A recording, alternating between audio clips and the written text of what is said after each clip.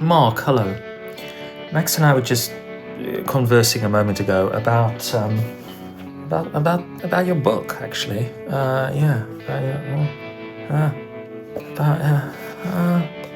About your book. Yes, we were having a conversation, weren't we, Max? We were having a conversation about your book. In days of yore, there lived a man who shunned all sight of the human form, a recluse. Okay, then, let's just try. Fire off the first question and I'll respond. As a lowly worm, many times he tried. And about what game should we be playing to get the best interview for your book. And Max had this brilliant idea. Max, take it away, Max. Take it away. Explain to Mark the brilliant idea. Explain it. Explain it, Max. Explain it, Max. He's not talking. So this was Max's idea. I mean, I don't know what. He's all yippity-yap before I press record, and then when I press record, nothing. This was the idea he had. He said, you guys are missing a trick here. You need to... Max, are you sure you don't want to say it? Are you sure? Are you sure, Max? Come on, you said it so well. I can't say it in your voice. You said it so well, Max.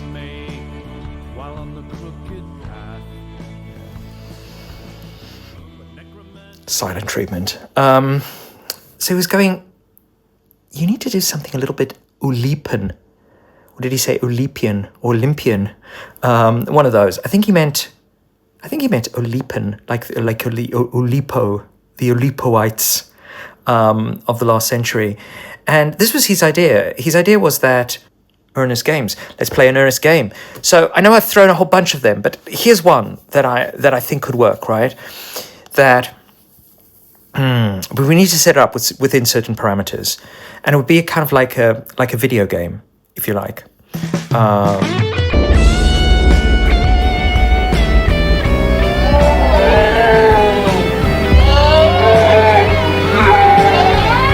Well, as an actress, I've seen the gush up close, and it's not pretty. Guy just gets locked into an ejaculation and doesn't stop until he's dead. Okay, then, let's just try. Fire off the first question and I'll respond.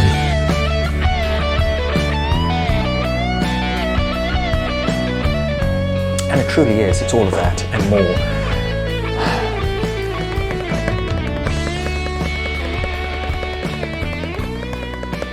So the reason I love this format is it allows me to really, so before I hit record, right, I went and read the prelude, which of course is all about our friend, yours and mine, our alter ego, or maybe just our ego, I don't know, you tell me, the fool, who of course is also on the cover of your book. I also love this cover, Mark. I mean, did you design it? Did someone design it? Where did this come from? Because I love the sort of pinball wizard thing with the, again, we're both, I was never into playing those large refrigerator sized video game machines, I don't know, Space Invaders, all of that sort of stuff. Was that your thing as a child? Is this some throwback to that? Because it reminds me of course, of one of those, but then you've got the fool, vanity, vanity, all is vanity, kind of thing. But what is that image about for you? Because you talk, of course, in The Fool, you talk about the different dimensions of the fool, the jester, the wild card, the idiot savant, and also the wayfarer, you in permanent exile, me exiled on this island, not by choice, the vagabond, the wanderer. But it's also, the prelude is often, or maybe I'm thinking of a preface, it's often also where the author almost steps in and introduces himself, and in a way I feel like you're sort of saying, well, Who am I in the setup? I am the fool.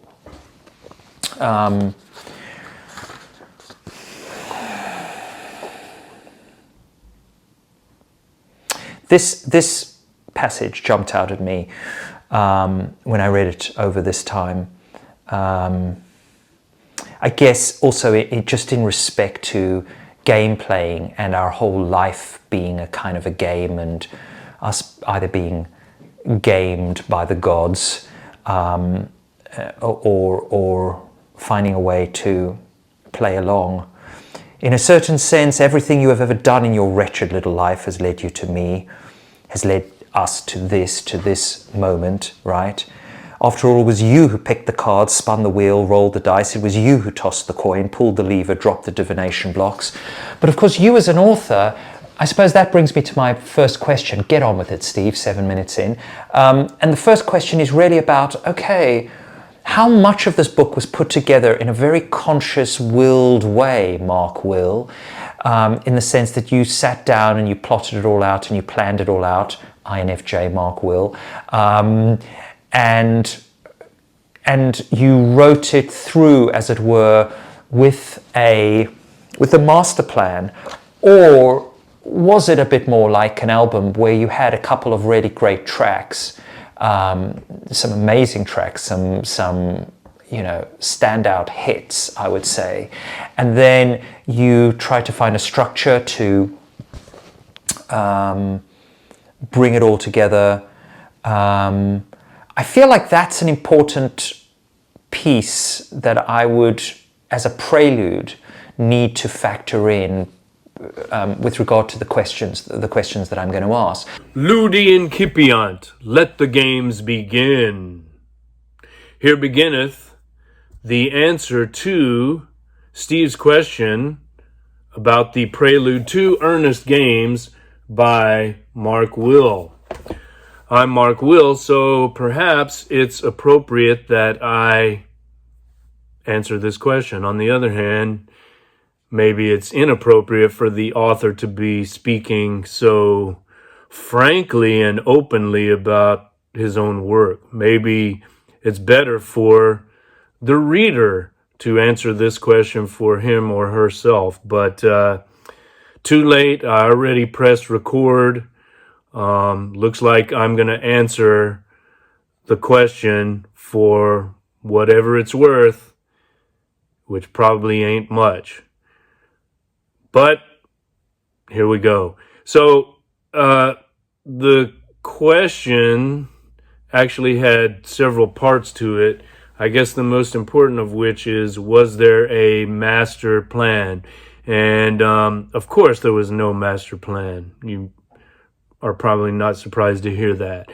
In the beginning, I was just composing these short, experimental, provocative, transgressive, multifarious, fictional pieces. And then after I'd completed several of them, I realized, oh, okay, this is going to be a new book. But at that point, I didn't know how these multifarious pieces would cohere into a single work. I needed some kind of glue to, hold all of these strange and very different pieces together. I've always been an admirer of Chaucer's Canterbury Tales, and in particular, I appreciate the Miller's Tale and the prologue thereto.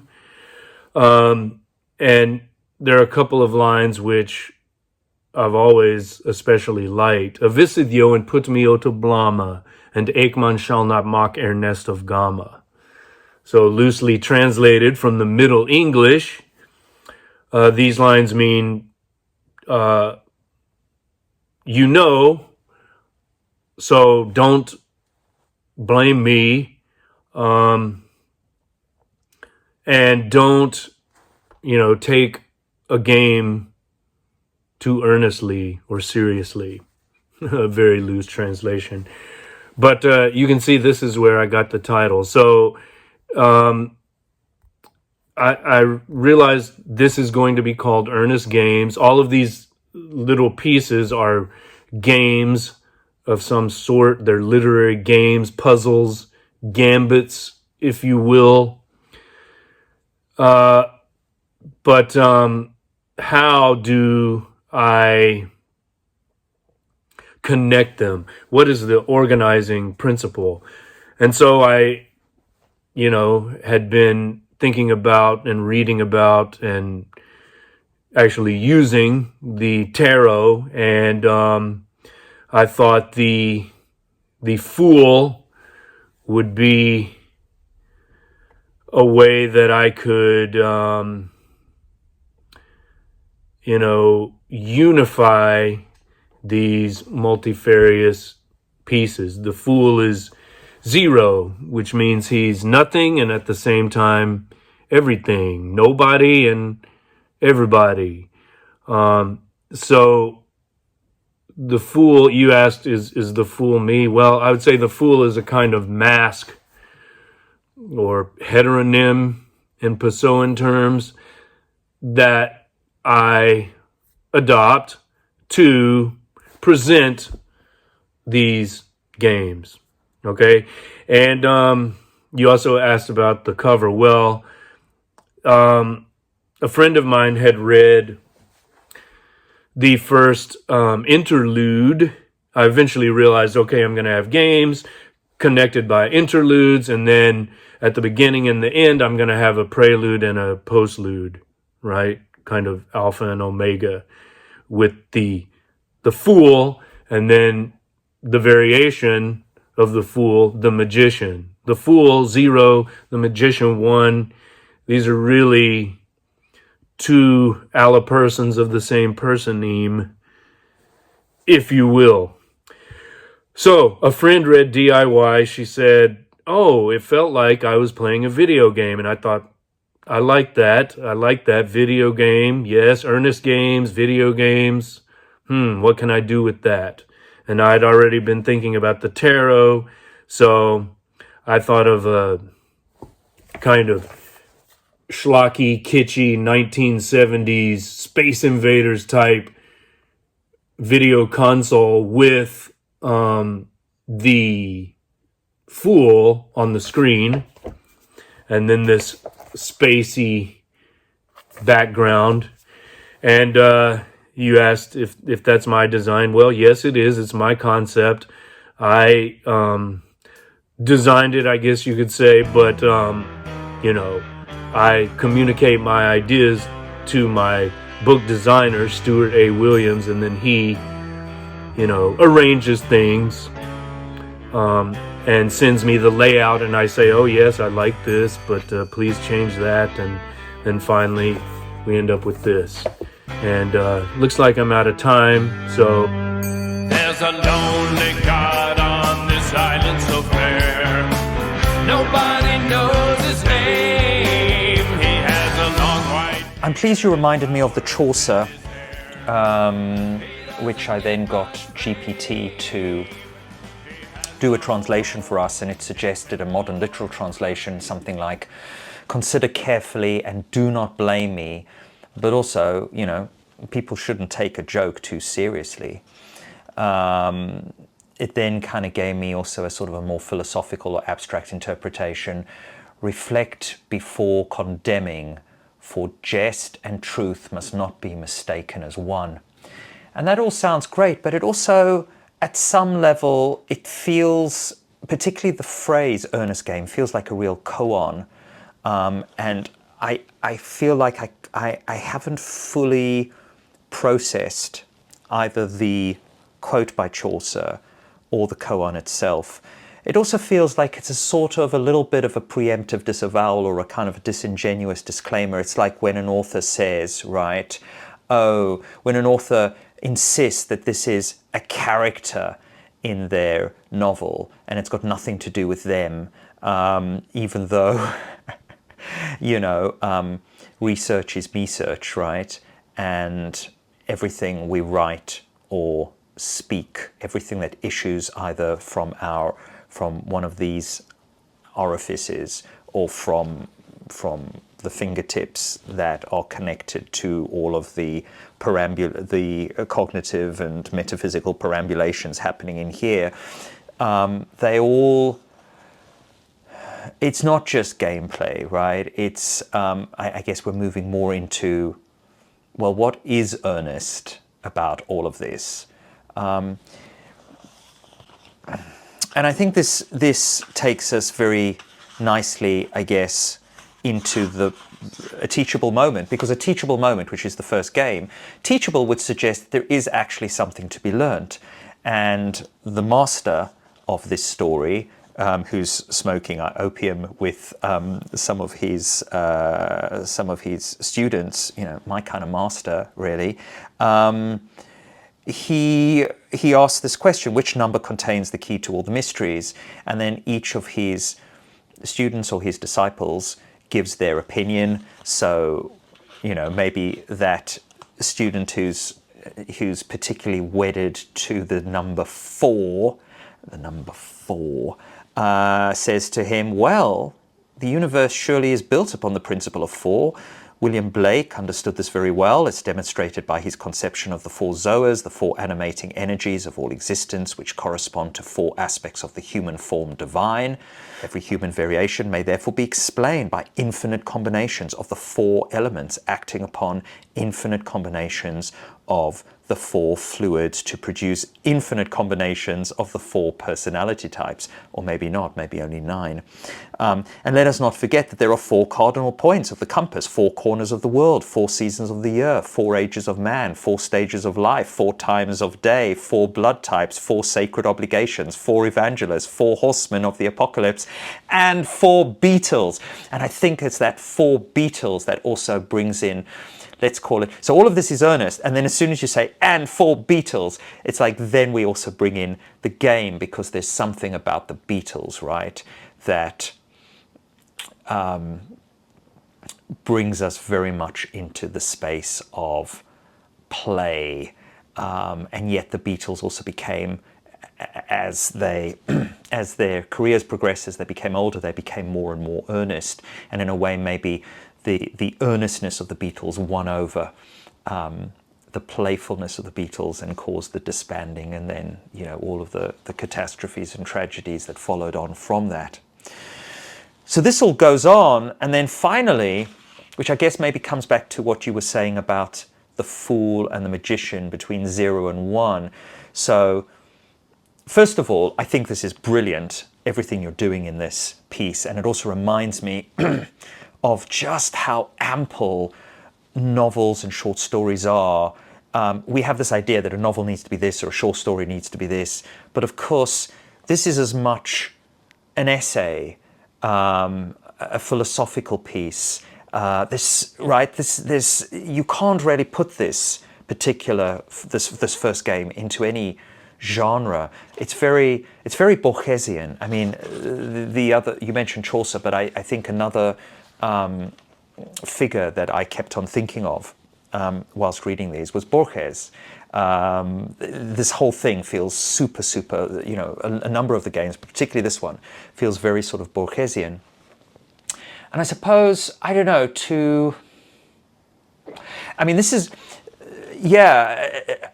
the master, of course, arrives. The teachable moment comes at the end when the master starts to say, well, those numbers and all of the way that the numbers package, if you like, reality, that's all, to some degree that's neither here nor there, because the Vedas teach us that existence, of course, has its origins in non-existence, and being has its origin in non-being. So he brings, the master, in a way, brings the disciples back to 0. And I wonder if you could talk more about numbers, talk about the relationship between 0 and 1, as much to elucidate this first Earnest game, but also, I don't know, maybe just to help me He has no home in temple or shrine. Nobody worships him. He's offered no food. Borgesian, yes. I'm glad you noticed that. Borges, I was actually going to mention this in my previous response, but I ran out of time. Borges is a major influence on the content of Earnest Games. And Borges, of course, is known not for his novels, but for his short fictions, right? Like these, and I realize this about myself. I'm in many ways a literary miniaturist. But then I also have this epic streak, which, leads me to try to unify all of these miniature confections, literary confections, into some kind of coherent message, as I mentioned previously. But so Borges, those familiar with his work know that he writes about philosophical and mystical issues, and several of the games in Earnest Games are on similar themes, and they're also essayistic in a way, stylistically. So that's another important point. So I came to think of Earnest Games as a kind of a collection of literary dim sum dishes, or literary tapas, right? And this also goes back to Chaucer, who in the prologue to the Miller's Tale says, and the Miller's Tale is like the most obscene of the Canterbury Tales, right? And so he apologizes for offending people. But then again, why did he write it? Like, is he even sincere? You, the reader, decide. Is he earnest, or is it just another game? So he says, okay, you don't like the Miller's Tale? Then turn the page and go read another one. You don't have to sit through all of this. If you don't like what you're reading, then pick another tale. And so I had a similar idea about Earnest Games when, the architecture of the book, I guess you could say, began to take shape in my mind. It's like I'm presenting this collection of literary dim sum or tapas. You like this one? Try it. Oh, you don't like it? Okay, well, that's fine. Someone else might like it, but you don't. It's not to your taste. So try this one. Try another one, because they're all different. And yet they're all the same in the sense that there's a thematic unity, which relates to your question about Earnest Games, that disingenuous title. I would say that it's a question of both and, right? Like, I'm not the one to decide whether or not these games are earnest. It's kind of like the tarot too. The tarot also, it began as a game. It's just a card game, right? But people have decided, actually, if you look carefully at the images on the cards, they have very deep psychological meaning. So is that wrong? It's both and, right? It is just a game. You're just playing cards. It's kind of like what we talked about in relation to the I Ching too, right? It's just coins. It's just yarrow stalks. It's just cards that are being flipped. Like, it's just random. It doesn't have any meaning. But actually, it can have very profound and deep meaning. It just depends on one's perspective. So, just as Earnest Games, the book is dedicated to the players and the haters. So every game can be interpreted or read as earnest or not. It's not for me to decide, right? Even though I'm the the Magister Ludi, the master of the game, as it were. That doesn't mean I'm the final authority, right? Like the reader can decide. The person who experiences Earnest games, he or she or they can make that decision. Now, in relation to the Fool and the Magician, maybe we'll talk about that when we discuss the postlude. But I learned in my research, and this was my primary source. This is a very good book on the tarot, its history, symbolism, and divination. I learned that at one time, in one particular deck of cards, the characters of the magician and the fool and the magician were combined into one card. So that's why I was saying earlier, it's like they're two aspects of the same person. As for the teachable moment, again, I leave that up to the reader. It's not. I don't think we should necessarily assume that the master is the final authority on that either. The magister, not necessarily. He is, after all, smoking opium. So this is Eros. This is Eros.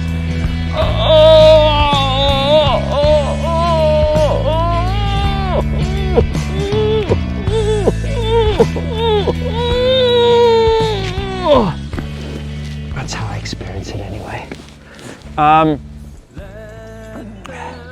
I'm not going to dwell too long on the interlude, because it's an interlude, right? It's like one of those. I love the idea of the tapas and the dim sum, but yeah, the interlude, I guess, would be one of those. If we were eating those tapas and dim sum in some incredibly expensive Michelin-starred restaurant, I guess this would be the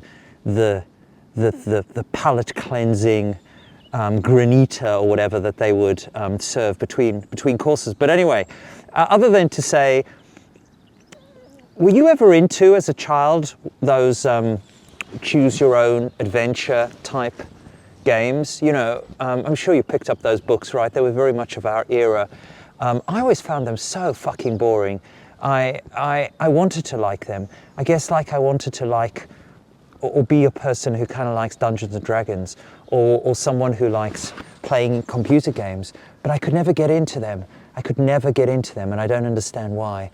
What's your take on that, and on any of those games? Right, blowjobs. So, supposedly, right, us being men with the old dangly bits between the thighs, we're supposed to love blowjobs, aren't we? We're supposed to love blowjobs. Supposed to be like, oh my god, my wife only gives me a blowjob just like twice a year, like once on my birthday and once when I buy her a huge amount of jewelry or something. I don't know, some bullshit like that, right? It's like men are supposed to love blowjobs like women are supposed to love shopping or something like that, right? And I mean, possibly TMI here. Of course, there's never too much TMI for the. But I don't really understand blowjobs. I find them somewhat demeaning for both parties. But this is not me necessarily, or maybe it is. Trying to get your personal take on blowjobs. Thumbs up, thumbs down.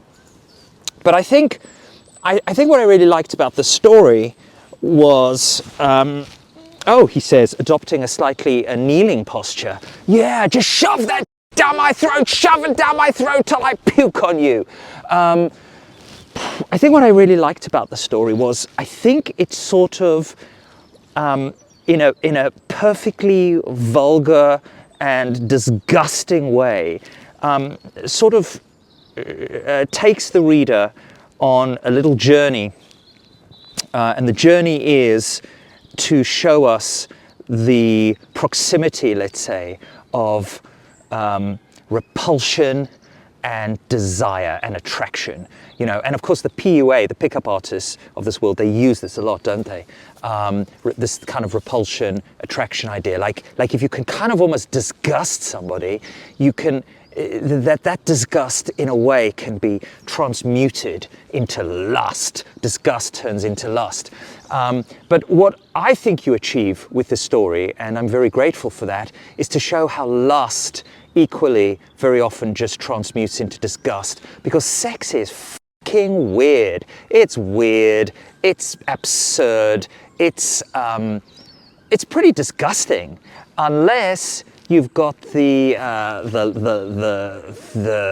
lust component working, the lust algorithm working. Sex is foul, and that's what I'd like to, by and large, take away from the story, because I ain't getting any. So the more disgusting I find it, the better I feel about it.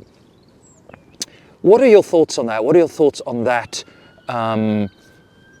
That distinction, if you like, and anything else? Because I am not going to witter on for 10 minutes, because you so beautifully just managed to. What humanity craves. We are free to love as we please. Thanks for acknowledging the interlude which precedes game number 2.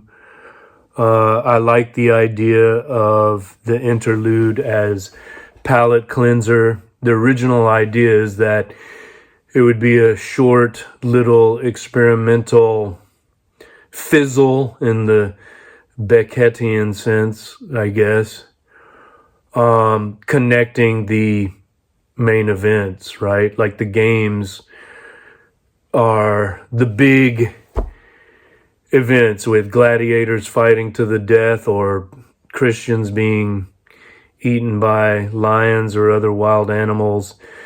And so between these events, we have little entertainments, generally short, experimental, kind of song and dance. But some of the interludes are, just as long as some of the games. So that distinction didn't always hold up. And in the end, I realized all games are games, whether they're labeled prelude, postlude, interlude, or actual game. The Choose Your Own Adventure story. No, I never really got into those books either, which is why I wanted to parody them, I suppose, with DIY.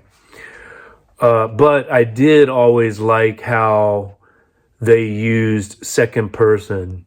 You are doing this or that. You must choose what happens next. I like that engagement with the reader, and I think that was an important influence on Earnest games. As far as blowjobs and whether or not they're enjoyable, I think personally, for me, a lot depends on who's doing the blowing.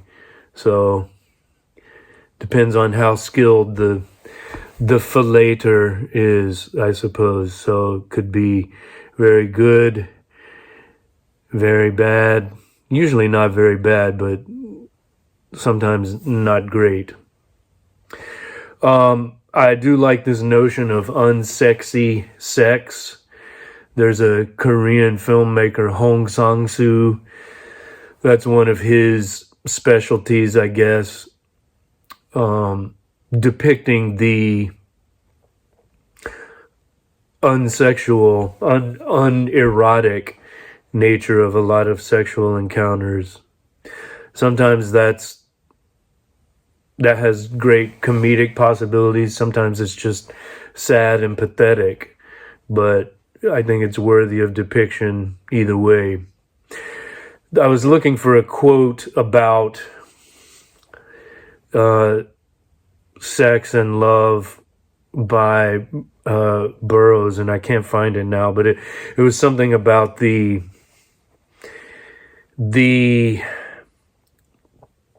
proximity of the sexual organs to the,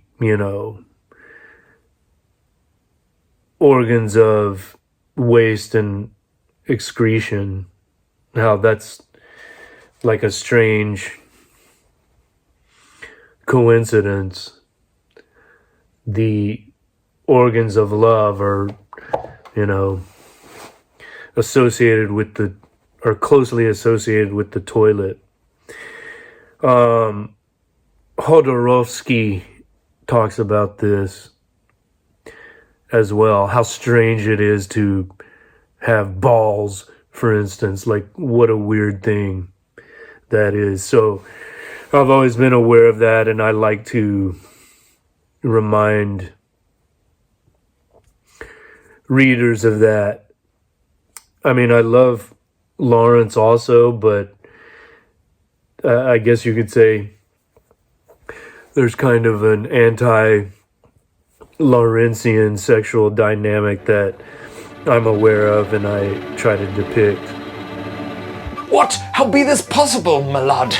We're coming to Act 2, fake Elizabethan rhetoric. What? He sendeth another question before I have deemed to answereth the question already sent? Yes, I am. Why? Because, first of all, can you see that? Can you see the orgy? Can you see the orgy of oolong I've been having in the last 2 days?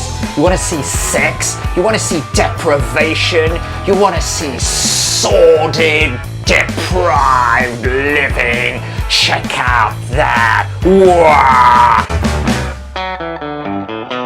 They call me freaky and they say I'm dirty, 'cause all my fantasies are slightly pervy. I like my loving to be topsy-turvy. I gotta have that cake. This is the cum-filled bedsheets of Steve's soul and his life. Yes, look at all that oolong. I mean, seriously, that is literally just a day and a half of oolong drinking, hence the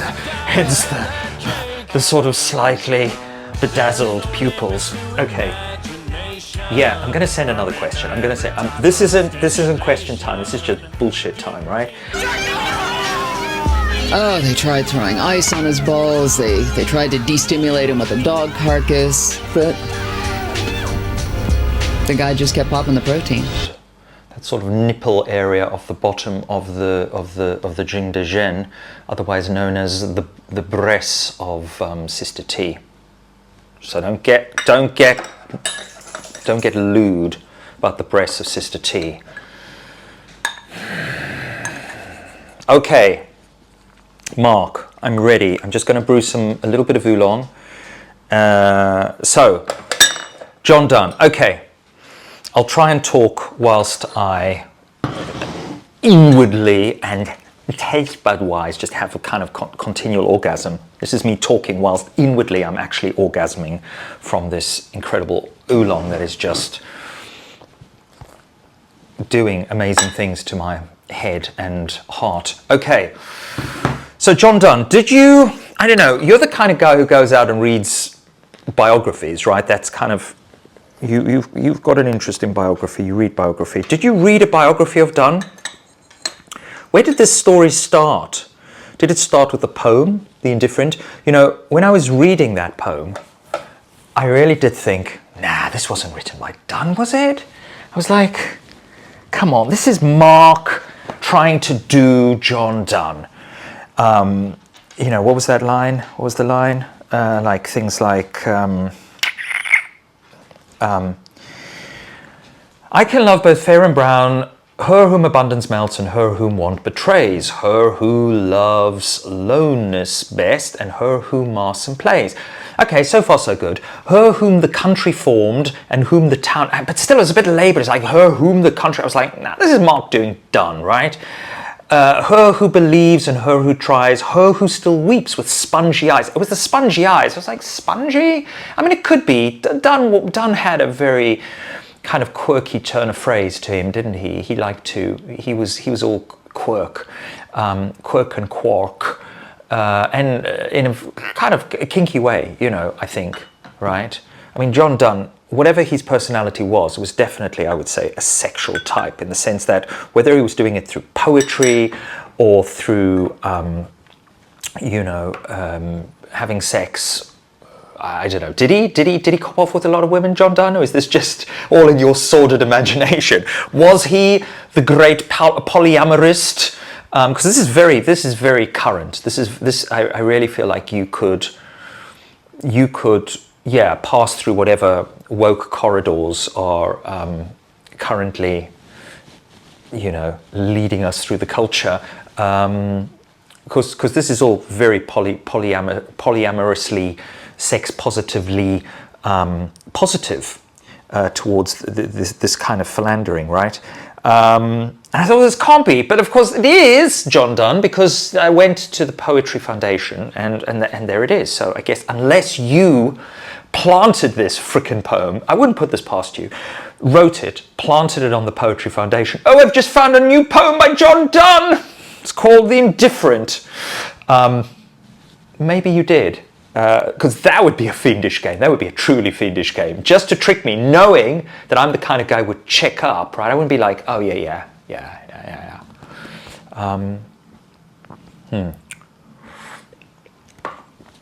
Okay, what else can I say or ask? Oh, just a moment. Just give me a moment.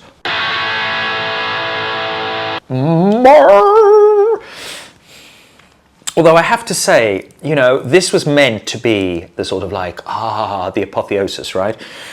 These sort of almond-filled croissants. But I don't know if you can see, maybe this is just because I put it in the oven, right? I don't know.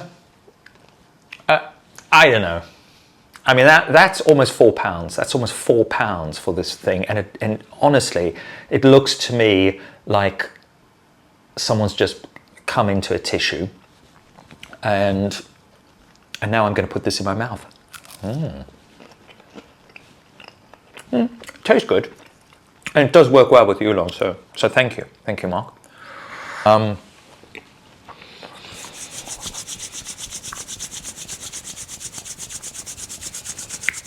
That's how I generate more questions. Yeah, let's get kinky. Bend over, little Miss Pinky. See I've gone over my time limit, haven't I? Okay. But then I thought, okay, this is an earnest game. This is a game. Yes, it's very playful. It's lovely. I mean, it's like, I don't know if you're a fan of Blackadder, but it's very Blackadder-ish, right? It's like we're suddenly in a 16th century sitcom written by Ben Elton about John Donne, and there he is lying in bed with his mistress, and she's going, "Methinks thou art indifferent to me, Jack." "Nay, 'tis not true. Why sayest thou so?" "I know thou hast lain this past fortnight with Lady Bridget, Lady Cecily, and Lady Isabel. Dost thou deny it?" "Why, no, my lady, I do confess it. But didst thou not also during the same period lie with Sir Ralph, Sir Humphrey, and Sir Oliver, etc., right?" And so we're in this kind of territory, and then he goes off, and then, and then you have this like amazing sort of psychedelic wet dream. I mean, no, seriously, let me share this with the world. Let me share this with the world. This is like my favorite part. Also because I think you can only really do it like this if you were actually trying to make it kind of like hard. It would fail, right? There is this prize that is awarded every year. I don't know who it's awarded by. I think it's like the Spectator, something like that, for like the worst sex scene in a piece of fiction from the previous year. And it's sort of one of those prizes that yeah, it's a real double-edged sword to kind of be awarded that prize, because on the one hand, of course, it always, you always will get a bit of press about that. So, oh well, the award goes to Mark Will for the psychedelic wet dream in his story or game, The Indifferent. But at the same time, then people also get to read that and laugh and say, oh, how did he ever think that he could somehow encapsulate the utter absurdity, but also the utter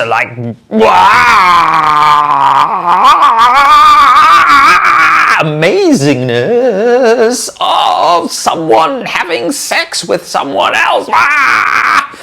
That kind of thing, right?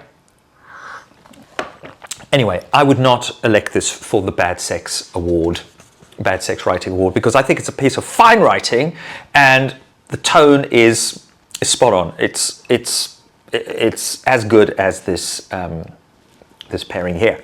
Let me read it.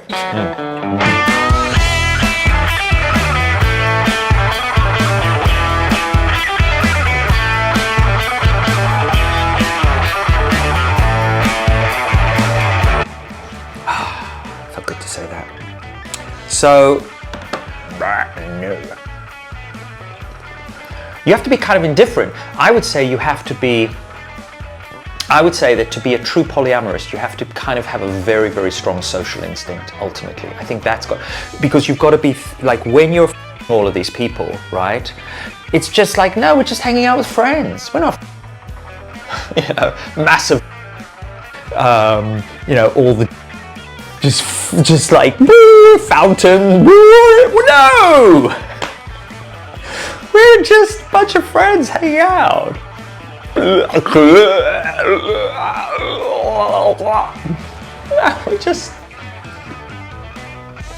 just friends. That's the social instinct, and I don't get it, because that's my least dominant instinct, right? That's my blind instinct, which is why I'm willing to put shit like this out on YouTube.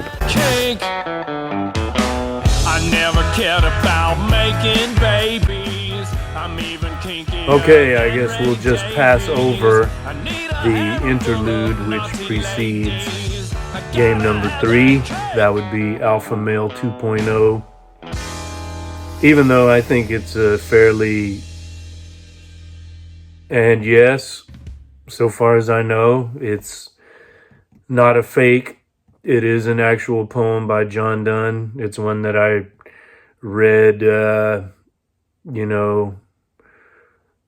early on in my career as a student of British literature. I probably encountered it in a Norton anthology in some literature class, and I always thought it was an interesting piece, particularly since it was written by the same guy who wrote these pious, devotional, holy sonnets later in life. I haven't read an actual biography of Donne, but I've, read background information on his life. I've read short articles about his early days, and yes, he does seem to have been both a player and a kinkster. So I like the genre of historical fiction, and I just thought, why not write a short piece of historical fiction? Let's just imagine, what if we tried to describe what happened when he wrote this piece, this poem that is so interesting, The Indifferent. How would that have worked, given what we know about his early life? And I think I'm pleased with the result. I don't have any particular take on polyamory. I have no investment in that concept, but I just thought like the imagined portrayal of Dunn had a kind of contemporary resonance, like maybe he would be considered a polyamorist, had he carried on in that way, in the way that I imagine he did today, in this day and age. Anyway, the phrase psychedelic wet dream, that's golden. Well done. I should use that in the promotional materials somehow. Cake.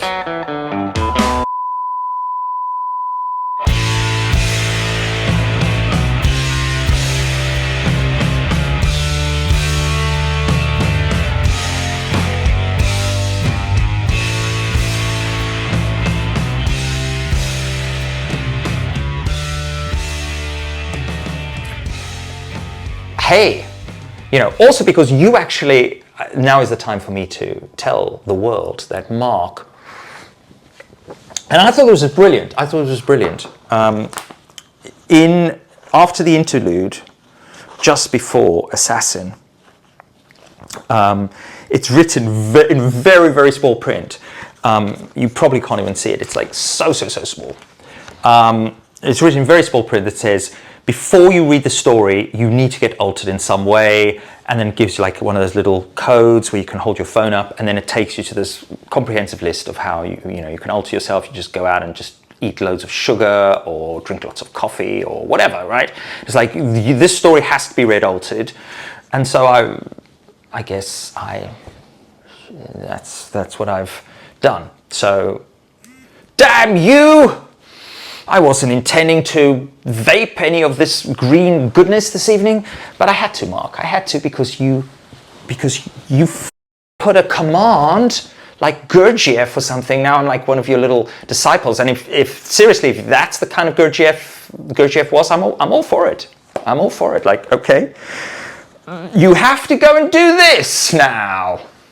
Oh, that sounds pretty cool. All right, let's go do that. Whereas we know what Gurdjieff was about, right? You have to go and stand against that wall and let me come up and fondle your lady bits for a bit. And you play the violin and you stand and watch and jack off. That's what Gurdjieff was about. But I can't do that because I'm too authentic for my own good. Okay, let's go. I'm going to bring this in at under 10. Watch me. So 10 moronic questions, 10 non-moronic, 10 sublime questions, Mark will. And you don't need to be stoned to answer these, although it may help. And simply, I'm going to ask you to choose one, maybe one moronic, but that you really like, and one sublime. I don't know what the sublime question is, but if I were to ask like my question, because it's just popped into the old noggin, right? When I've got like all of this, now I want mine. No, not these. No, just mine. No. I guess my question is, which I'm sure the sublime question is going to go into, is like, yeah, maybe this is my question for every story. Like, what's the game and what's the earnestness? Where is the earnest? And not in an Oscar Wilde way, right? Like, what is this story about? Like, why are you requiring 10 minutes of my time to read this content when I could be on YouTube watching, I don't know, the Jolly Boys, like stuffing their mouth with fucking meat that I'm not even interested in, and going, ooh, yeah. Oh my. That is an aristocratic cow. That cow had a great life. I potentially would wager that cow had a better life than me. 4 million subscribers. I could be watching them, right? I could be watching anything like that. I could be watching Marina Abramovich. I just suddenly realized, just on YouTube, I didn't know it was there. Marina Abramovich and Ule, because you know in the documentary, right, where the one where she's sitting there and she's for 8 hours every day and crapping into this chair and pissing in the chair so she could just sit there. I'm an 8.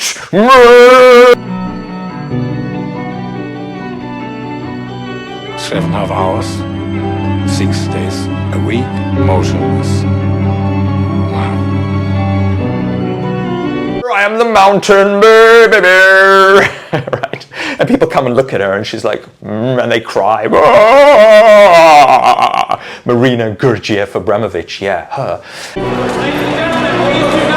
matter of time before firing someone in the face is going to be art. This is about limit, even for me. Okay, let's do the 10 moronic questions. 10. You don't have to answer my question because I don't know what it was. But you can answer one of the 10 moronics and one of the 10 sublimes. Okay, here we go. Moronic.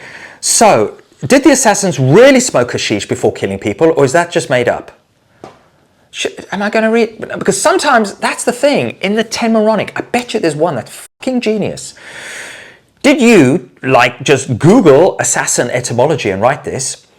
Oh, it's gone into roasting as well. It's so interesting that moronic is also on the verge of I'm such an idiot, I'm going to say something really that's going to roast you a little bit. Is this a history lesson, a story, or some weird Wikipedia article? You see? Why do you use so many big words? Why do you use so many big words? Are you trying to sound smart, or do you actually talk like this in real life? Quick aside. Okay, so that's what I think people who don't actually see the magic of GPT think GPT is about, right? Just asking this.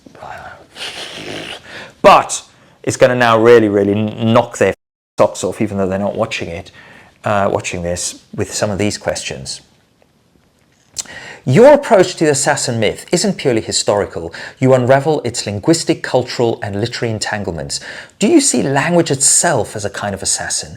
Dear Mr. Orwell, did you not foretell the lockdown nation state we have constructed so well? There is a reason we choose this prison. It marks the triumph of our xenophobic vision. Here's a big word for you. Preterition. Preterition, also known as paralapsis, is a rhetorical trick whereby one talks about something by not talking about something. With that in mind, I won't even mention a message from the national security state, that brilliant interlude which precedes game number 4, Assassin. I hadn't thought before about the Wildian aspect of Earnest games. Thanks for pointing that out. At some point, I should develop a new marketing strategy for the book, which includes the phrase, the importance of being earnest. Games. Corny, but potentially effective. Yes, of course, there is definitely a Borges Enneagram 5 element to Assassin. No doubt about it. But I would also point out that as a youth, I read an article about Aldous Huxley, and he was described as a writer of encyclopedic knowledge. And ever since that time, I too have wanted to be a writer of encyclopedic knowledge. That remains an ambition of mine to this day. Okay, as promised, I'm going to answer all of your questions. 10 moronic questions and 10 sublime questions. So let's play 20 questions. I'll just read my answers because we all know the questions. I've got them here on this paper, so I will read them as if I were reading from a hostage note. 10 moronic questions. Number 1, the answer is, I hope it's not just made up. Number 2, basically, Yes. Number 3, all of the above. Number 4, I'm a show-off. Number 5, neither nor. I'm trying to sound dumb. Number 9, there is no actual point, but you should still take notes. And number 10, do you know the word logorrhea? Now for the 10 sublime questions. Answer number 1. I see language as a bitch goddess. Number 2, 1000%. Number 3, epistemic failure is a feature, not a bug. Number 4, look at Gaza. Number 5, Chinua Achebe said, when Rimbaud became a slave trader, he stopped writing poetry. Poetry and slave trading cannot be bedfellows. Number 8, I think the watchword is ecstasy rather than intoxication. Number 9, all power structures are based on illusion. And number 10, see Reader Response Questionnaire number 21. Obey our summons when you hear the telescreen say individual defective. Welcome to the new collective. Put yourself a proud defiance. Prepare to receive our science. All your thoughts have been inspected. All your crimes will be corrected. You belong to us.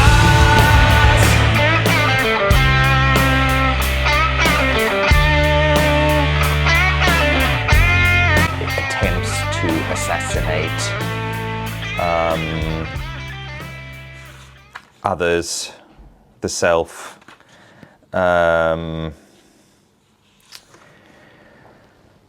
I don't know, assassinate narrative, simplicity.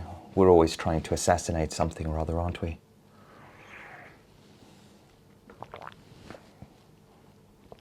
What do I want to ask? I suppose what I wanted to ask you was something to do with altered states, because in this fabulous, I don't know, it's almost like a poem in a way, this story, The Adolescent Psychedelic Reverie, which charts the various altered conceptions, I guess, that are going through the mind of the narrator, who has presumably taken some sort of substance to nudge him into this realm. And then we get these characters from the Andy Warhol, Valerie Solanas world, who are probably taking substances too, but you could say that their altered states are simply the natural altered metaphysics of our own idiocies, if you like. So what's the question? I suppose the question is, are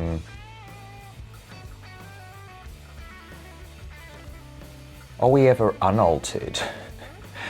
And also, what is writing and reading? Are they kinds of altered states? Something like that. It's something about altered states. Let me put this on pause and see if I can come up with something better than that.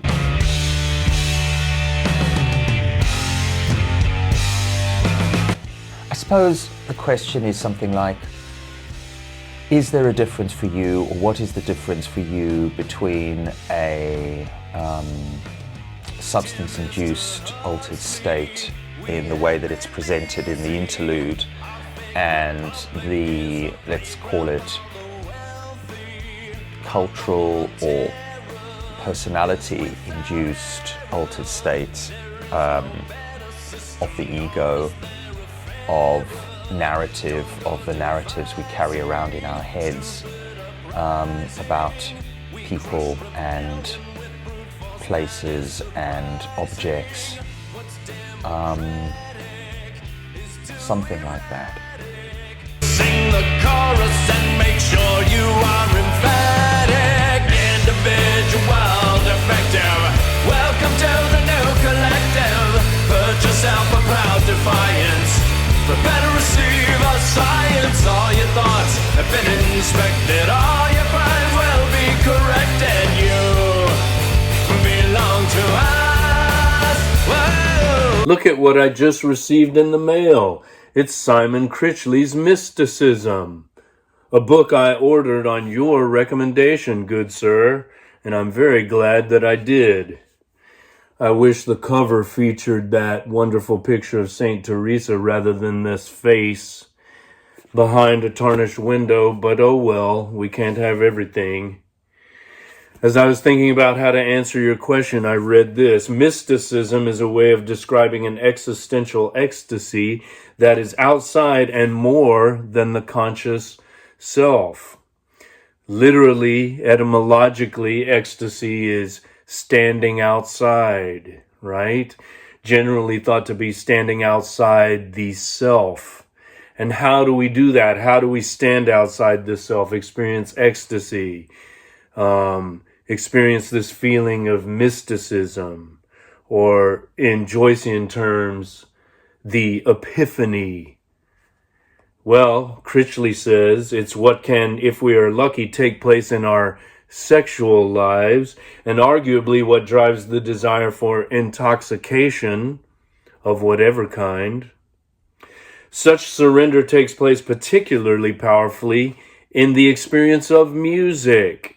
And there you have 3 of Mark Will's primary obsessions: sex, drugs, and rock and roll, all of which feature prominently in Earnest games, of course. But I was thinking maybe greater than sex, drugs, rock and roll, greater than these is the ecstasy of creation, artistic expression. And since, as Pessoa teaches us, all art is a form of literature, is it possible that the greatest ecstasy is experienced in the project of reading and writing? And these two are essentially the same activity, the same project. Is it not reading and writing, literature, artistic expression, creation, which allow us to experience that freedom, which is not freedom of the will, but freedom from the will? Is it not literature which allows Mark to escape his will? Possibly. Critchley further tells us that mysticism, ecstasy, is something that perhaps we knew better in childhood, especially in the experience of play. Need I say more? Play on, players and haters.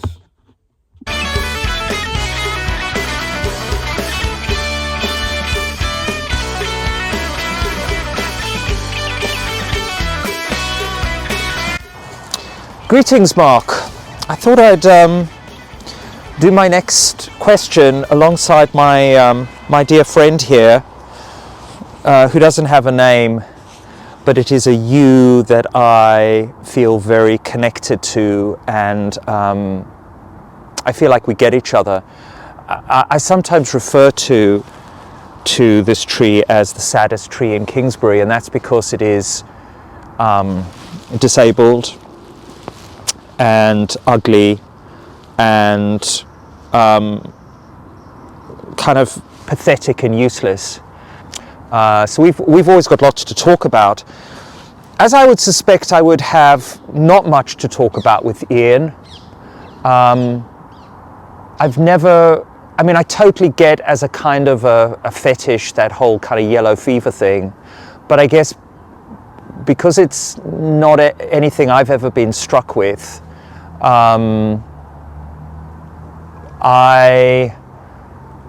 view it more from an anthropological kind of viewpoint than anything else. Experience. I don't get it. But I don't get most things that happen in the human realm, which is why I hang out with stunted trees.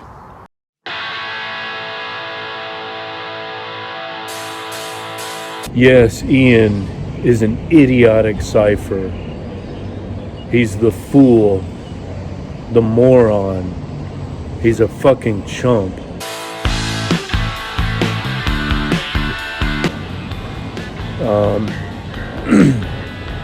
I despise him. But I also have to admit that he's me. There's a part of me in him, maybe a bigger part than I'd care to admit.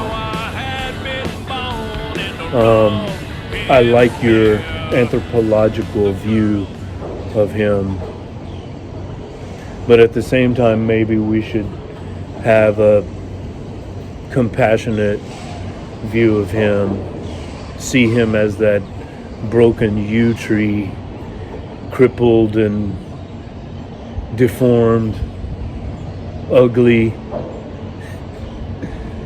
So I don't know, maybe it's good to be aware of his human traits, his human foibles, even though at the same time he is in many ways despicable and pathetic and shameful. Of course, the other characters in Kiss of the Flower Snake are not so laudatory either.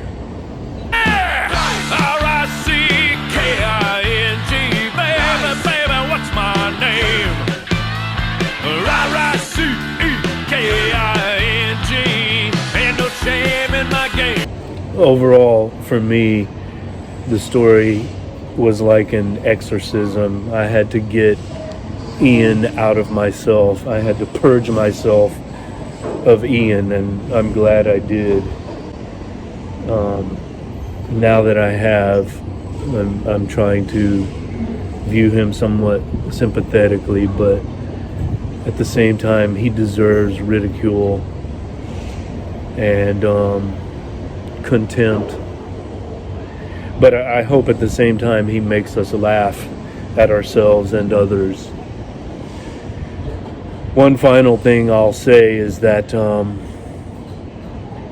the stereotype of the Rice King, the Western man with yellow fever. I mean, I've lived in Asia long enough that I've seen many, many different manifestations of this, and you can never predict how people in intercultural relationships will behave. And Asia also is not a monolith.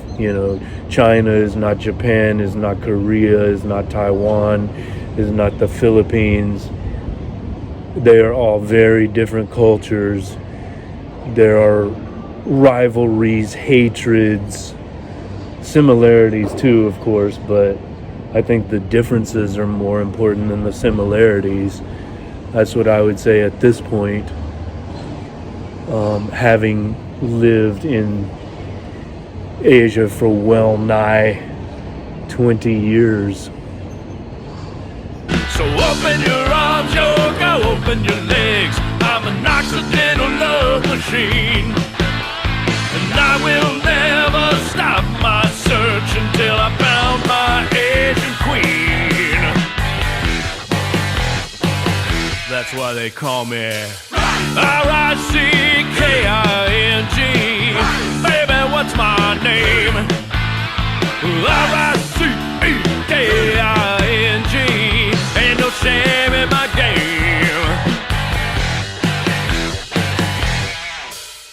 Hey, Mark.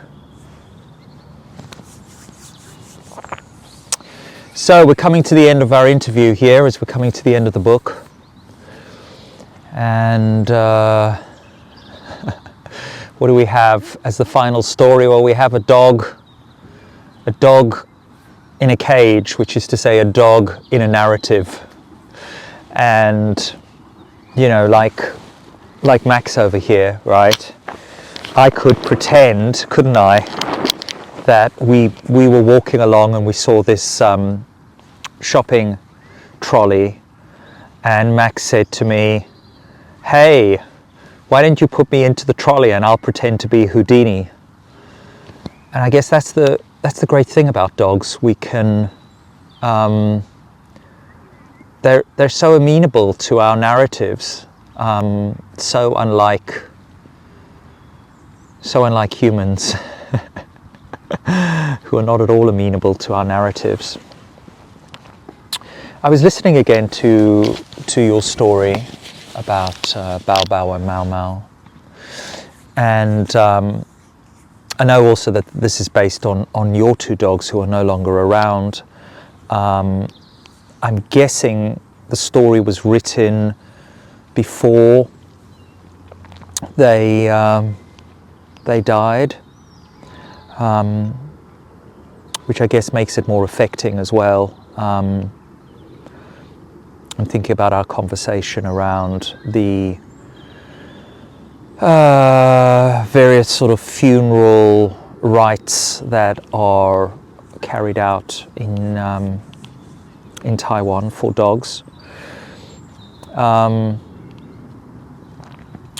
also the magnificent common sense, I would say, of the humans in your neck of the woods, to have dogs rather than children. Although, you know, Max being Bao Bao's age now, Bao Bao's age in the story, which is 10, and so me being aware that his days are truly numbered, I guess this is also the time when I do wish I almost had children rather than Max, because at least if I had a 10-year-old child or even a 70-year-old child, there would be less chance of them dying before me, I guess. So, questions. I guess I got kind of 3 questions.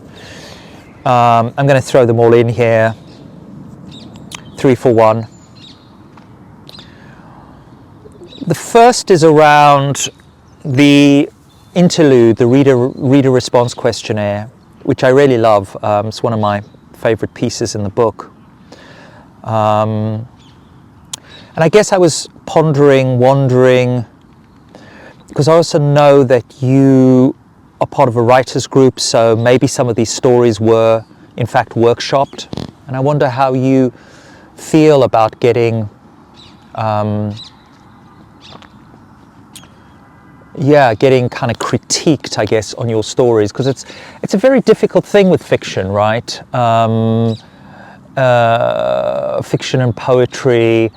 I've been part of writing workshops, and it can be a bit befuddling having just a bunch of people throwing their completely subjective opinions also, and their tastes as well. You know, I don't know if you have workshopped any of these stories. Did you find that comments improved your stories?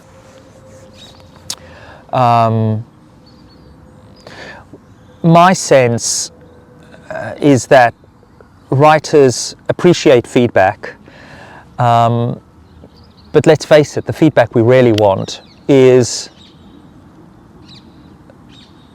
that someone's predominantly enjoyed what we've written,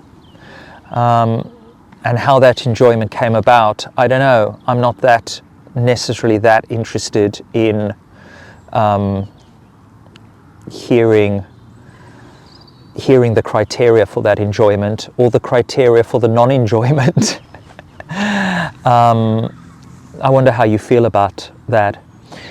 I was also wondering if there was a question of all those questions in the reader response questionnaire that you genuinely, as opposed to rhetorically, really wanted a reader, let's say a reader like me, to give you an answer for.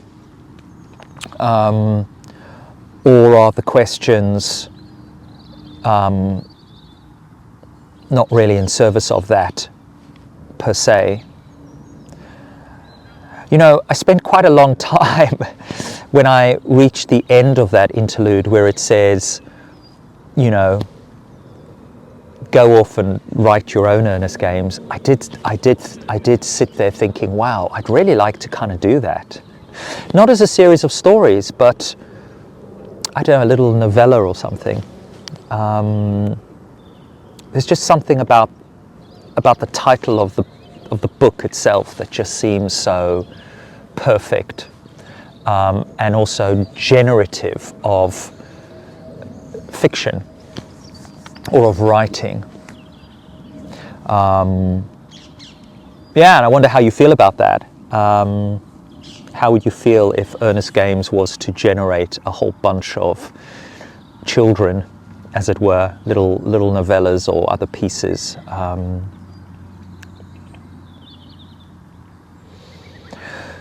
In terms of your dog story, I mean, you know, other than saying that I find it completely delightful because if one is a dog fan, as I clearly am, although you wouldn't think so by the way that I've engaged Max here, poor Max. I'll come and take you out in a second, Max. Yeah, anything like that, right? It's sort of where literature crosses over almost into something extra literary, something almost sort of sentimental, because us dog parents and cat parents, I mean, what are we doing all the time? We're kind of creating little fictions around our beloveds. So what you're doing, and that whole sort of imputing of a certain kind of anthropomorphic consciousness to them, I think is just so familiar to anybody who has a dog or a cat that it's almost second nature, in a way. I get the sense from that story that Bao Bao was your favorite. Would that be fair to say? That if you had favorites, Bao Bao was the apple of your eye, was the dog biscuit of your eye, something like that. And then the postlude. Yes, the fool, the magician, and Prospero. I mean, Prospero, I think, very much casts himself as the magician, right? I mean, is he foolish? No. Caliban is the fool in a way, and some of the other characters there. I wondered why Prospero perhaps at the end of this book. Although to a certain extent, of course, it makes sense. I mean, Prospero's The Tempest is really a whole series of kind of Earnest games, which also reminds me of one of my favorite kind of canonical works, and that's John Fowles' The Magus. I wonder if you've ever read that. Another Prospero figure in Conscious, and the Earnest games, slightly sadistic games perhaps, that he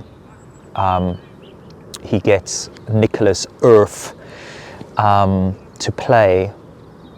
That's a book that has haunted me a whole lifetime. But I think that's really it on the questioning front. Looking forward to your final answer, and then let's try and, I guess, well, let me try and edit this into some kind of, I don't know, something that can be consumed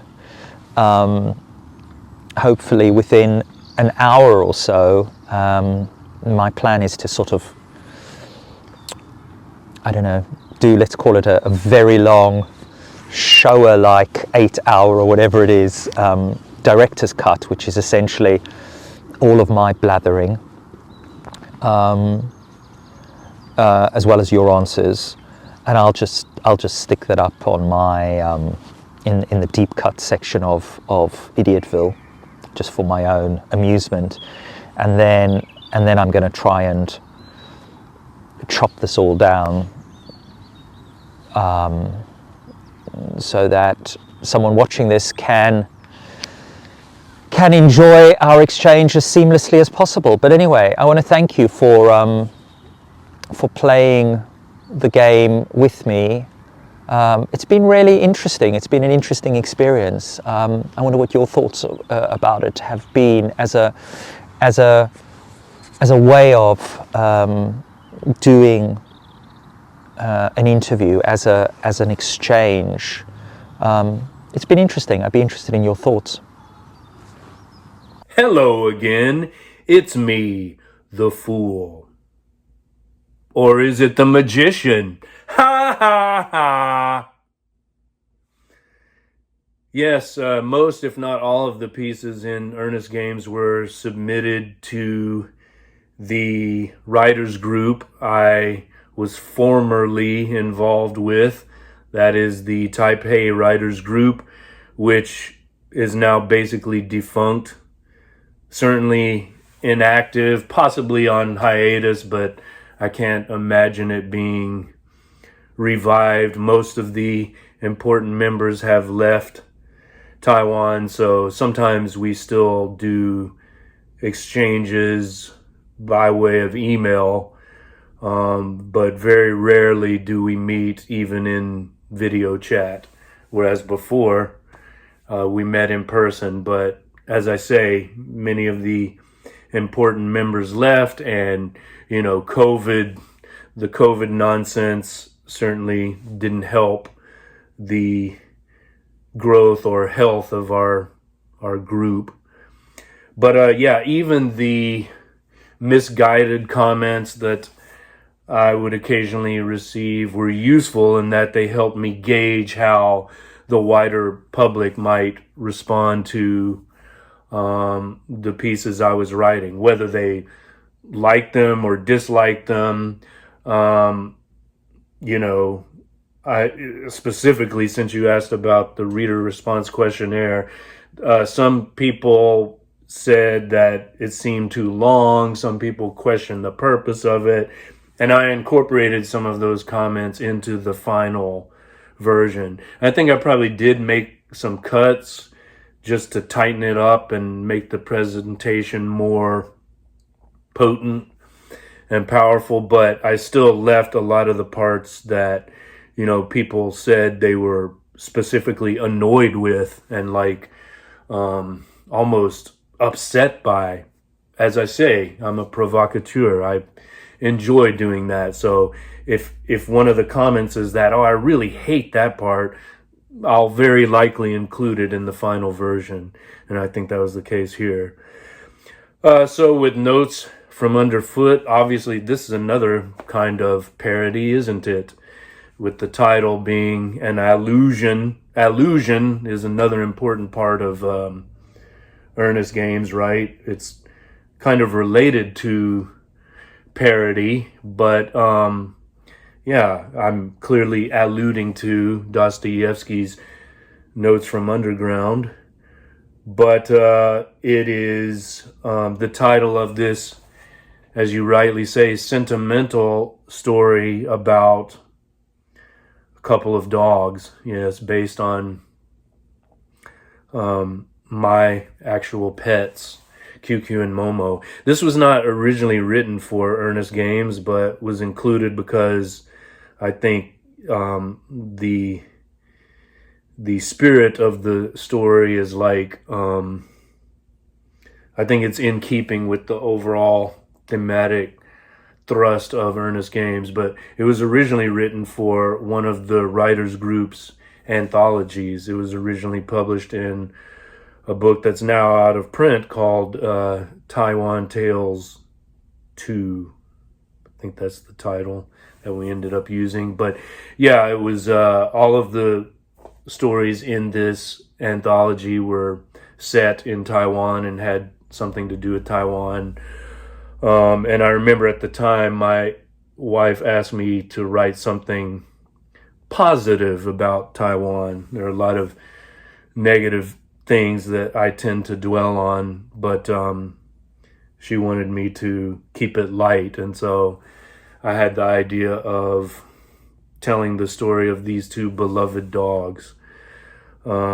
So yeah, it's sentimental, but I was recently working on edits of the audiobook and just revisiting this story now that both of the dogs are deceased. I almost cried. It was very moving, and I still feel that, and I'm proud of the story because I think it's a tribute to those two beautiful animals that were part of our lives for so many years.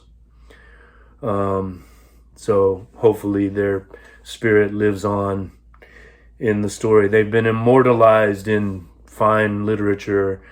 And yes, Bao Bao, or QQ, to give him his real name, he was my favorite, but I also love Mao Mao, Momo. Yes, The Magician. You know, I have read the Magus, and that's a great connection, intertextual connection to make. That was not conscious by any means. I hadn't thought about that, but you're right. That character, the Greek Magus, I can't remember his name, but he is a kind of sinister Prospero character. You know, as far as the magician being the fool, is Prospero also a fool? I don't know, maybe not, but then I think of Shakespeare's line, and if Prospero is just another aspect of Shakespeare, then we have to remember his great line from Lear, right? When we are born, we cry that we are come to this great stage of fools. So I'll leave you with that. It's been a pleasure, my Gemini pig brother. Thank you for this.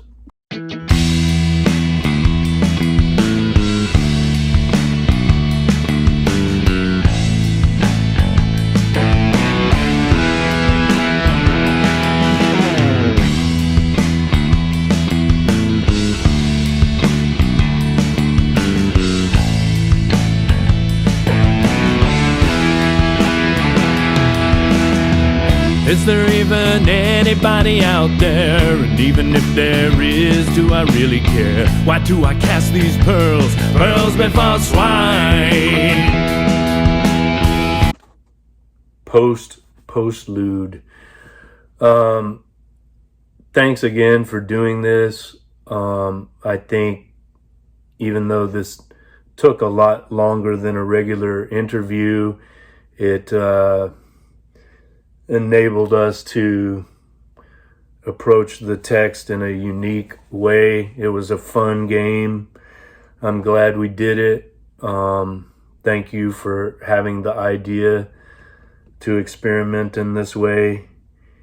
I think it's very much in keeping with the spirit of Earnest Games. Throw shit at the wall and see what sticks. Yeah, I hope you're right that Earnest Games does spawn a new genre of literature. I'm quite serious, you know. People should go out and write their own Earnest Games. I don't know if they should use the title necessarily, but, you know, maybe there will be some twist on it, some allusion, some parody. I would be in favor of all of that. Haters hate but love to criticize, denigrate, dismiss, and minimize. Still I cast these pearls, pearls that for swine. And much love to Max. What a good boy he is, standing there patiently and quietly in that shopping cart. Not a word of complaint. What a dear boy he is. QQ and Momo would be yapping their asses off. But, wow, he has the patience of a saint. Sending out this message in a bottle to try to draw attention to my struggle. It's like casting pearls, pearls before swine. Maybe I just need a little sympathy. Brother, can you spare a little empathy? Should I cast these pearls, pearls before swine? Here I go again, wasting all my time, casting pearls before swine. But at least they're mine. And every little thing will turn out fine if I can just write the next line.